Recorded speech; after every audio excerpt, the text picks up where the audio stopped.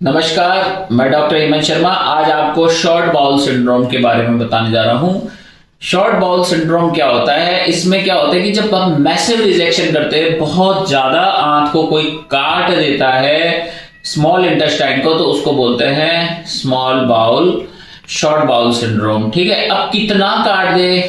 अगर आपका जो स्मॉल बाउल है, जो स्मॉल इंटेस्टाइन है, अगर 200 से कम सेंटीमीटर का साइज का बचा है तो उसको बोलते हैं शॉर्ट बाउल सिंड्रोम। अब आपको पता होना चाहिए कि नॉर्मल स्मॉल इंटेस्टाइन का लेंथ कितना होता है, 600 सेंटीमीटर। अगर आपने 400 से ज्यादा काट दिया है ना, तब वो शॉर्ट बाउल सिंड्रोम बनेगा, ना कि 200 काट दिया तो आप बोल रहे हो शॉर्ट बाउल सिंड्रोम हो गया। ये नहीं, 600 सेंटीमीटर का है, आपने 200 काट दिया, 400 बच रहा है, शॉर्ट बाउल सिंड्रोम नहीं होगा। ध्यान देके सुने। हाँ, अगर ऑपरेशन के दौरान 400 से ज्यादा बाउल कट गया है सेंटीमीटर स्मॉल बाउल, तो उसको हम बोलेंगे short bowel syndrome. Large intestine का साइज होता है 150 सेंटीमीटर।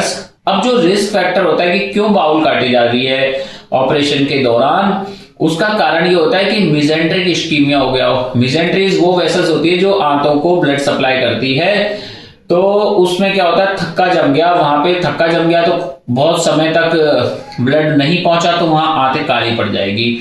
और या फिर कोई चोट लग गई हो, मिजेंट्रिक ट्रॉमा हो गया हो, ब्लड सप्लाई कट गई हो, मिडगट वॉल्वुलस हुआ हो, आंतें एकदम बिल्कुल ऑब्स्ट्रक्ट हो गई हो, या क्रॉन्स डिजीज जिसमें मुंह से लेके रेक्टम एनल तक कहीं पे भी ये इफेक्ट कर देता है, क्रॉन्स डिजीज। ठीक है, पेयर पैचेस वगैरह होते हैं, इसको मैंने अलग से बता रखा है। आप Crohn's disease by doctor Hemant Sharma देखेंगे तो वहां पे इसमें भी आंतें खराब हो जाती है, बहुत बार सर्जरी होती है, काटते काटते आंतें 200 सेंटीमीटर से कम रह गई तो शॉर्ट बाउल सिंड्रोम होता है। ठीक है, अब शॉर्ट बाउल सिंड्रोम में अगर हम जेजिनल रिजेक्शन करते हैं तो इलियम क्या है, जेजिनम का फंक्शन भी अडॉप्ट कर लेती है। तो अगर जेजिनल रिजेक्शन है तो वो सक्सेसफुल हो जाता है, अडेप्टिव इलियम जो होता है वो जेजिनम का फंक्शन अडॉप्ट कर लेता है। अब शॉर्ट बाउल सिंड्रोम क्या हो गया? शॉर्ट बाउल सिंड्रोम हो गया तो अब मरीज को क्या दिक्कत है, क्या सिम्टम आएंगे? देखो, जैसे टर्मिनल इलियम रिजेक्ट करी है तो इलियम से क्या होता है, B12 एब्जॉर्ब होता है। B12 एब्जॉर्ब होगा तो नहीं हो पाएगा क्योंकि आपने आंत काट दी, तो वहां पे क्या होगा, एनीमिया होगा, मेगालोब्लास्टिक एनीमिया। अब इस स्मॉल इंटेस्टाइन जो टर्मिनल इलियम है उससे गॉल जो कि बाइल सॉल्ट्स, बाइल एसिड्स भी एब्जॉर्ब होते हैं, अब वो एब्जॉर्ब नहीं हो पाएंगे तो कोलेस्ट्रॉल गॉल स्टोन बनेगा।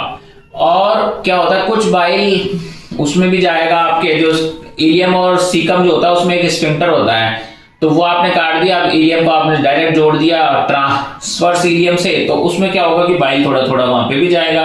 ट्रांसवर्स इलियम में स्फिंक्टर नहीं है, रिफ्लेक्स आएगा, तो उस केस में आपको डायरिया भी होगा, कोलेरेक्टल डायरिया। उसके बाद आपको माल अब्जॉर्प्शन होने लगेगा।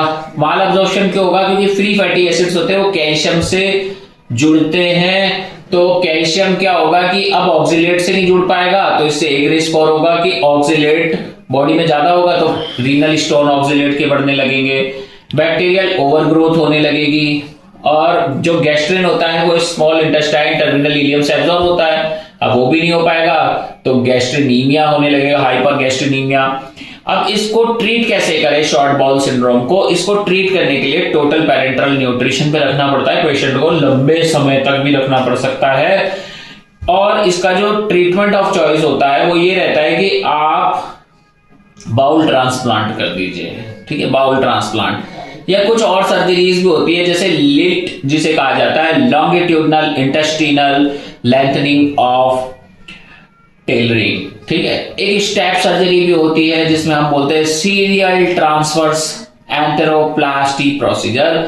और अगर आपको ये सब ऑपरेशन नहीं कराने क्योंकि इसमें कॉम्प्लिकेशन होता है एनास्टोमोसिस लीक होने का, ये सब, तो न्यूट्रिशन, डाइट और सिम्टोमेटिक ट्रीटमेंट अवेलेबल होता है, जिससे क्या होगा, आप अडेप्ट हो जाएगी आपकी बॉडी और आपको हेल्प मिलेगी, सिम्टम से रिलीफ हो जाएगा, और मेडिकली मैनेजमेंट भी बहुत अच्छा हो सकता है इसका।